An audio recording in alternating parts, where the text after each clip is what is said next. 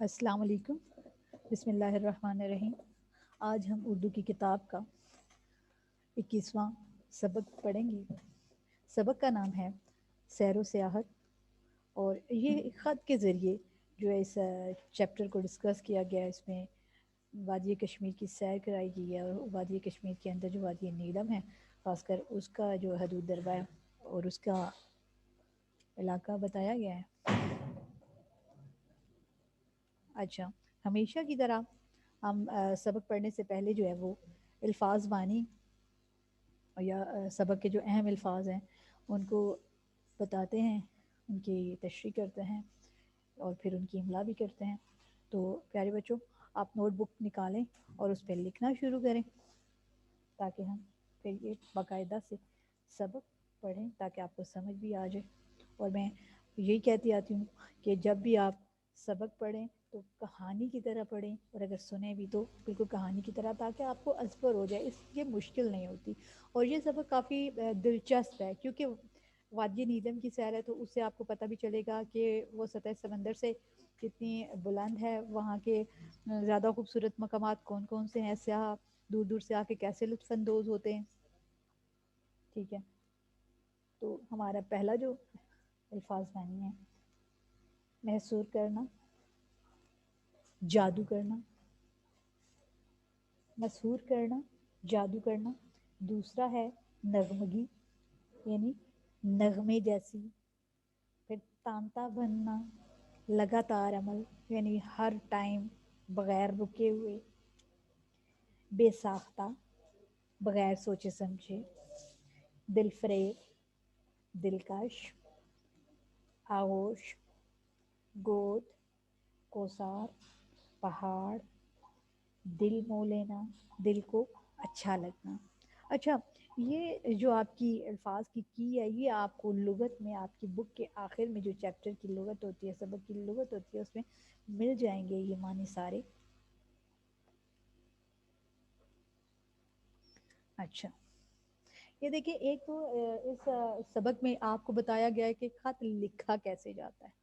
ٹھیک ہے، اور اس کا پیٹرن کیا ہے، اور عبارت کو کس طرح سے موضوع کے لحاظ سے کس طرح اس میں دلکشی نثری طور پر پیدا کی جاتی ہے، آسان الفاظ کے ذریعے کیسے اپنی تفصیلات بتائی جاتی ہیں اور دوسرے کی کیسے پوچھی جاتی ہیں. ٹھیک ہے، وہ جیسے کہ روٹین میں تو ہم جو لکھتے ہیں خط، اس میں اوپر کمرہ امتحان اور پھر جو تاریخ ہے مورخہ انہوں نے لکھا ہوا ہے جولائی 2020. اور ہم اگر لکھیں گے جو بھی ہمارا امتحانی نقطۂ نظر سے یا جو ہماری کلاس ورک ہوگا اس لحاظ سے ہم ڈیٹ اس پہ لکھ دیں گے. ٹھیک ہے، یہاں پہ انہوں نے کیونکہ سوالیہ نقطۂ نظر سے بھی سبق کو دیکھا ہے تو اوپر مینشن نہیں کیا ہوا جیسے پیاری دوست یا پیارے بھائی یا پیاری بہن کس کو یہ خط لکھ رہی ہیں. لیکن آپ نے اگر خط لکھنا ہے تو اس میں پیاری دوست یا پیارے بھائی لکھ کے تو پھر فجائیہ جو ہے اس کو آگے سے نشان لگانا ہے. پھر لکھیں: السلام علیکم ورحمۃ اللہ وبرکاتہ. میں یہاں خیریت سے ہوں، امید ہے کہ آپ بھی اپنے گھر والوں کے ہمراہ بخیریت ہوں گی. آپ کو یہ جان کر خوشی ہوگی کہ میں آج کل اپنے والدین کے ساتھ آزاد جموں کشمیر کی وادی نیلم میں آئی ہوئی ہوں. ہم وادی نیلم کی ایک نہایت حسین و جمیل جگہ کٹن میں ٹھہرے ہوئے ہیں. اچھا، وہ اب خط لکھ رہی ہے اپنی دوست کو، خط لکھ رہی ہے کس بہن کو، جس کو بھی وہ خط لکھ رہی ہے. وہ بتا رہی ہے کہ آج کل جو ہے وہ میں وادی نیلم میں آئی ہوں، اور اس کی اس مقام پہ جو کٹن ہے اس جگہ پہ ہم لوگ ٹھہرے ہوئے ہیں، اور میں لطف اندوز ہو رہی ہوں. شاید وہ سیر و سیاحت کے حوالے سے یہاں پہ تشریف لائی ہوئی ہے اپنی فیملی کے ساتھ، تو وہ اپنے حالات بیان کر رہی ہے.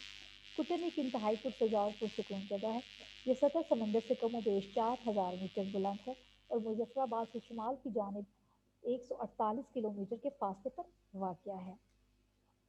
اچھا، وہ کہتے ہیں کہ کٹن ایک انتہائی پرفضا اور پرسکون، یعنی انتہائی خوبصورت ہے اور بہت خوبصورت فضا ہے اس کی. وہ جگہ جو وادی نیلم میں یہ سطح سمندر سے 148 کلومیٹر بلند ہے. ٹھیک ہے، اس کی گنگناتی آبشار اور بہتی ندیاں اپنی مثال آپ ہیں.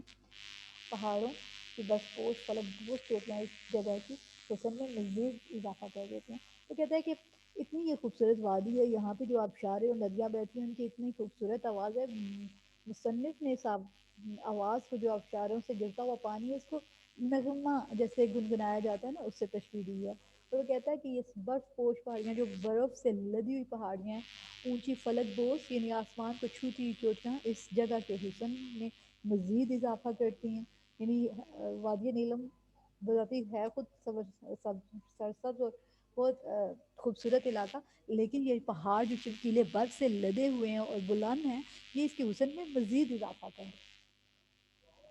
ہر طرف ہریالی ہریالی ہے، یعنی ہر طرف سبزہ ہی سبزہ ہے. جگہ جگہ سیب، خوبانیوں اور ناشپاتی کے باغات موجود ہیں.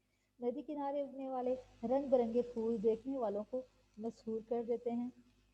آسمان پر بادل ایسے گردش کرتے ہیں جیسے اس مقام کو دیکھنے آئے ہیں. اچھا آپ نے دیکھا ہوگا کہ پہاڑی علاقے جہاں جہاں بھی، ایک تو وہ سرسبز و شاداب ہوتے ہیں، اور دوسری بار یہاں پہ پھل زیادہ اگتے ہیں. یہ پھلوں کے لیے بہت مناسب جگہ ہے.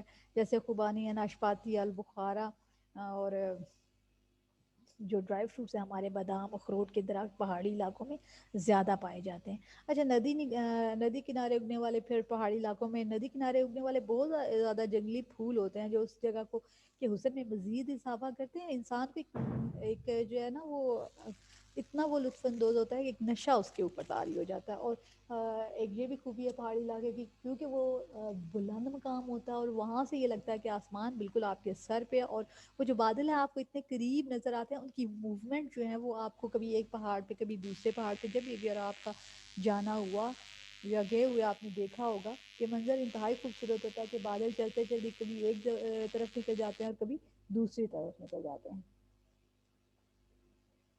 اس مقام پر مجھے علامہ اقبال کی نظم ایک آرزو بہت زیادہ آ رہی ہے، جو تمہاری بھی پسندیدہ نظم ہے. خاص طور پر اس کے اشعار میں ہے، وہ اپنے دوست سے یہ مخاطب ہو کر کہتی ہے کہ وہ دل فریب ایسا تو سار کا نظارہ پانی بھی موج بن کر اٹھ اٹھ کر دیکھتا ہے.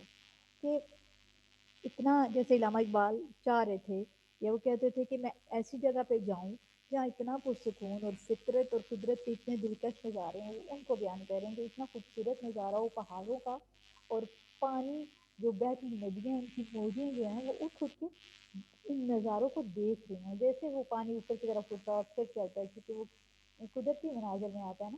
آغوش میں زمین کے سویا ہوا وہ سبزہ، پھر کے جھاڑیوں میں پانی چمک رہا ہو.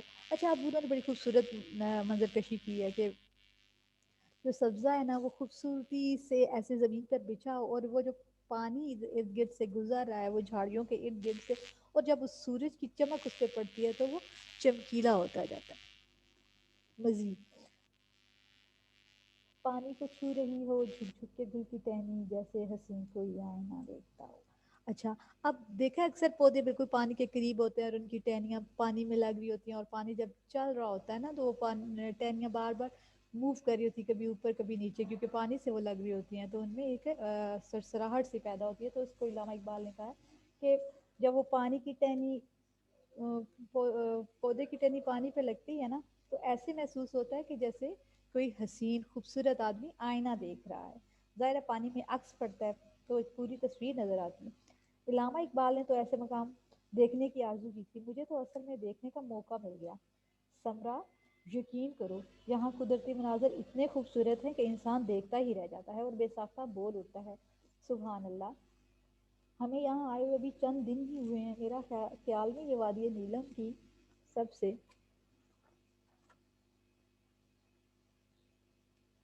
خوبصورت جگہ ہے.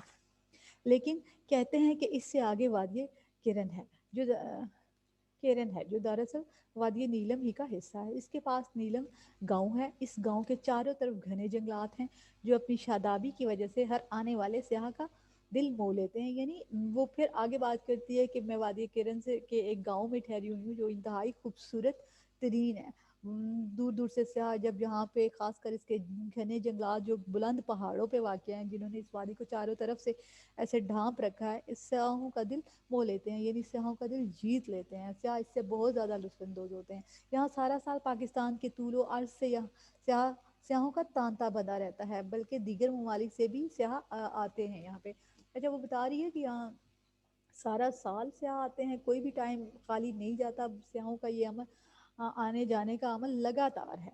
یہاں رات کا سما بھی انتہائی دل فریب ہے. یعنی رات کا بھی جو ٹائم ہے وہ انتہائی خوبصورت ہے. سر شام جب ہر طرف خاموشی ہو جاتی ہے، یعنی شام ہوتے ہی جب ہر طرف خاموشی ہو جاتی ہے تو بہتے پانی کی نغمگی کانوں میں رس کھولنے لگتی ہے. اب وہاں پہاڑی علاقوں میں جب پانی اترتا ہے نا پتھروں سے تو ایک مخصوص اس کی آواز ہے، تو وہ اس کو ایک نغمے کی تشبیہ دے رہا ہے. تو وہ بھی کانوں میں ایک بڑا اچھا سا رس کھولتی ہیں، یعنی کانوں پہ بڑے اچھے اثرات، جیسے کوئی گیت گا رہا ہو.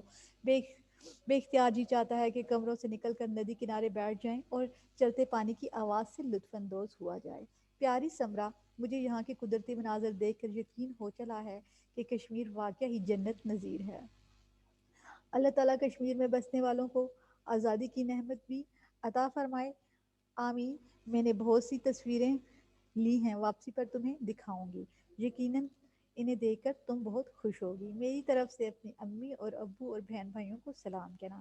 والسلام، آپ کی سہیلی ہما ناز. اچھا، اب یہاں پہ آپ کو پتہ چل گیا کہ اس نے اپنی دوست کو خط لکھا تھا، ہما ناز کو، اور ساری کشمیر کی جو وہاں رکی ہے، جیسے جیسے وہ لطف اندوز ہوئی ہے، پہاڑوں کا کیا کتنا کیسا سلسلہ ہے، سبزہ وہاں کتنا ہے، پانی کیسے بہتا ہے، یہ سب حالات اس نے اپنی دوست کو بتائے. آپ بھی جب خط لکھیں تو اسی طرح کی اچھی اچھی باتیں بڑی سادہ اور آسان الفاظ میں بیان کیا کرے. یہ نہیں کہ دو چار باتیں کی اور خط ختم.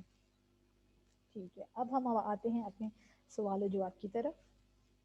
امید ہے کہ آپ کو یہ سمجھ آ گیا ہوگا. اچھا، بات یہ ہے کہ آپ نے سبق پڑھا اور سنا بھی، اور اب اپنی نوٹ کاپیز نکال لیں اور ساتھ ساتھ یہ جو الفاظ جو سوالات ہیں اور مشکل الفاظ ہیں ان کو اپنی نوٹ بک پہ نوٹ کرتے جائیں. اچھا، پہلا سوال ہے، مکتوب علیہ اور مکتوب نگار کا آپس میں کیا رشتہ ہے؟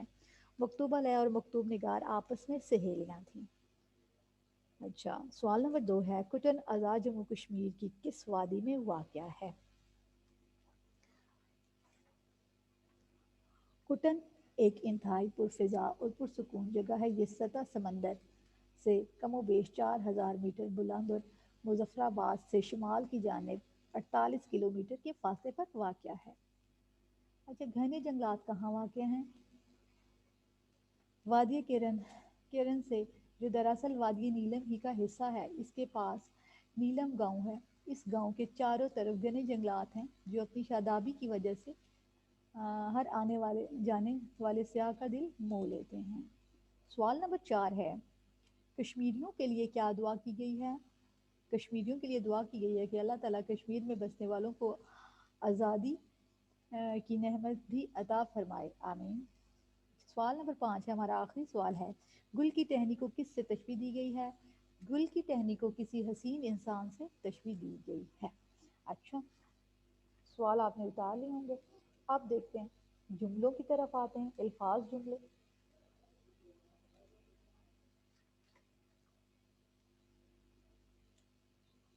اچھا اچھا، پہلا ہمارا جو جملہ ہے وہ ہے فلک بوس. گلگت کے فلک بوس پہاڑی چوٹیاں برف سے ڈھکی رہتی ہیں. ٹھیک ہے، آپ مختلف جملے بنایا کریں. آسان بھی ضروری نہیں کہ جو ہم لکھتے ہیں وہی بنانے.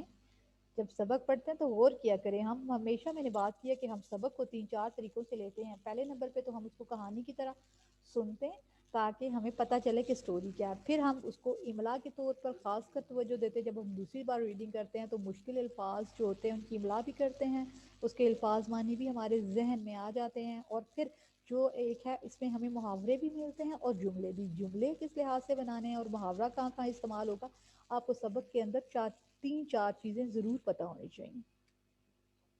پھر ہے برف پوش. وادی نیلم میں سیاہ برف پوش پہاڑوں کی چوٹیوں کو دیکھ کر لطف اندوز ہوتے ہیں. پھر ہے تانتا بننا. پاکستان کے شمالی علاقہ جات میں سارا سال سیاحوں کا تانتا بندھا رہتا ہے. پھر ہے رس کھولنا.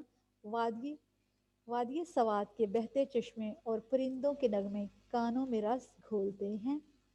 پھر ہے جنت ارضی. جنت ارضی ہے کشمیر ہمارا. پھر ہے نغمگی. گنگناتی آبشاریں اور بہتے پانی کی نغمگی کانوں میں رس کھولنے لگتی ہے. ٹھیک ہے. دل فریب. وادی کشمیر کے دل فریب نظارے دل کو موہ لیتے ہیں. قدرتی مناظر. دنیا بھر سے سیاح پاکستان میں شمالی علاقہ جات اور وادی کشمیر کے قدرتی مناظر دیکھنے آتے ہیں۔ آپ نے دیکھا کہ جملے میں نے کس طرح بنائے ہیں، ایک ایک لائن کا جملہ نہیں بلکہ آپ دیکھیں مفرد جملے آپ وہ چھوٹی کلاس بناتی ہے، اب یہ مرکب ہے، ٹھیک ہے، جملے دو طریقے سے مفرد اور مرکب، جو آپ بڑی کلاسوں میں جائیں گے تو مرکب جملوں کی طرف آئیں تاکہ آپ کو لکھنے میں اور پڑھنے بھی آسانی ہو۔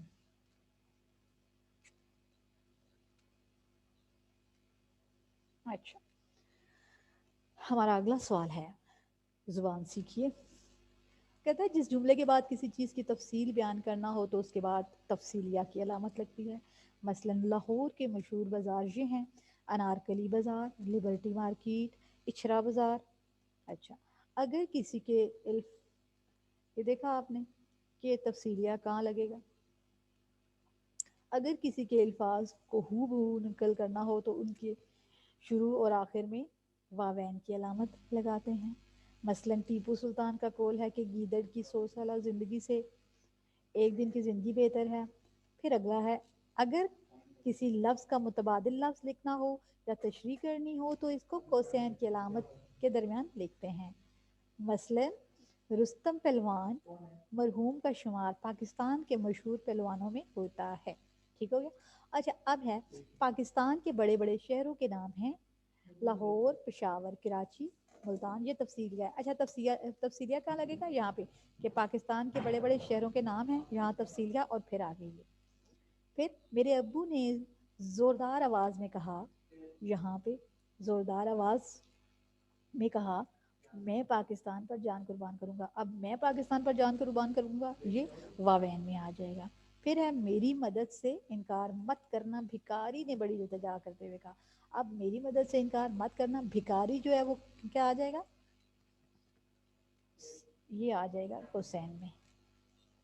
پھر ہے میری خالہ میری امی کی انتہائی ایماندار اور محنتی ہیں۔ میری خالہ میری امی کی بہن، میری خالہ میری امی کی بہن، امی کی بہن جو آ جائے گا اس میں واوین میں۔ اچھا، پھر ہے آج کل کے دور میں مطلبی دوست لالچی لوگ بہت زیادہ ہیں، یہ بھی تفصیلیہ ہے۔ پھر آگے ہے پاکستان ممالک کو چاول برآمد کرتا ہے۔ اب یہاں پہ تفصیلیہ آئے گا، کن پاکستان ان ممالک کو چاول برآمد کرتا ہے، یہاں پہ آگے تفصیلیہ امریکہ، برطانیہ، جاپان، سعودی عرب، کوریا، سوڈان۔ آپ بھی بے شمار اس طرح کے جملے ڈھونڈیں اور خود سے پریکٹس کریں تاکہ آپ کو پتہ چلے کہ یہ رموز و اوقاف ہیں۔ بیسکلی لکھنے کے دوران جب تک آپ کو ان چیز کا پتہ نہیں چلے گا، رموز و اوقاف کا آپ کو پتہ نہیں چلے گا تو آپ کبھی بھی رائٹر صحیح نہیں بن سکتے، ٹھیک ہے؟ پتہ نہیں چلے گا کہاں جملہ ختم ہونا ہے، کہاں جملے میں لمبی بات کرنی ہے، کہاں جملے میں خوشی کی بات کرنی ہے، کیسے پتہ چلے گا پڑھنے والے کو بھی، ٹھیک ہے؟ اور آپ اپنی بات کیسے دوسرے تک پہنچا سکتے ہیں، یہ بات کا انداز کیا، بیسکلی یہ بات کے انداز کو یہ رموز و اوقاف کے ذریعے ہم مینشن کرتے ہیں۔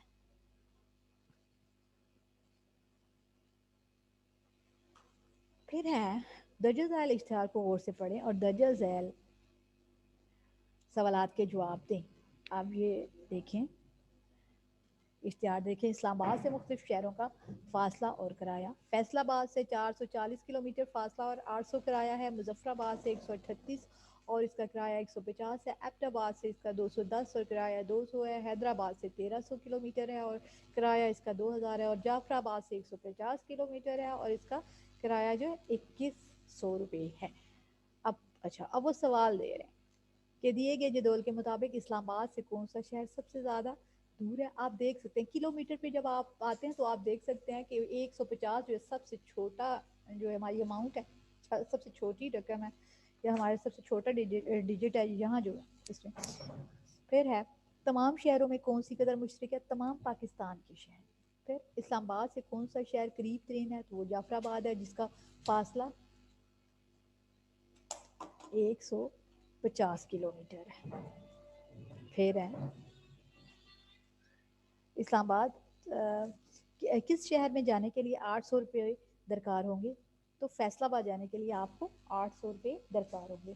اچھا، اس کے ساتھ ہی آج کا ہمارا سبق جو ہے وہ ختم ہوا. اچھا، جو خطوط وغیرہ ہیں یا آپ کی درخواستیں ہیں، اس کے لیے ہمارا ایک علیحدہ لیکچر ہوگا، اس میں آپ کو خطوں کے نمونے اور درخواستوں کے نمونے تمام جو ہے وہ لیکچر بعد میں جو ہے وہ دیا جائے گا. اور آپ سے میں پھر یہ ریکویسٹ کر رہی ہوں تمام بچوں سے کہ اپنی کاپیز پہ نوٹ بک پہ یہ ساری چیز سبق جو ہے اس کو کاپی کریں، تاکہ امتحانی نقطۂ نظر سے پھر آپ کو کسی قسم کا کوئی بھی ایشو نہ آئے. اس کے ساتھ ہی آج کا لیکچر اختتام ہوتا ہے. اجازت دیجیے. اللہ حافظ.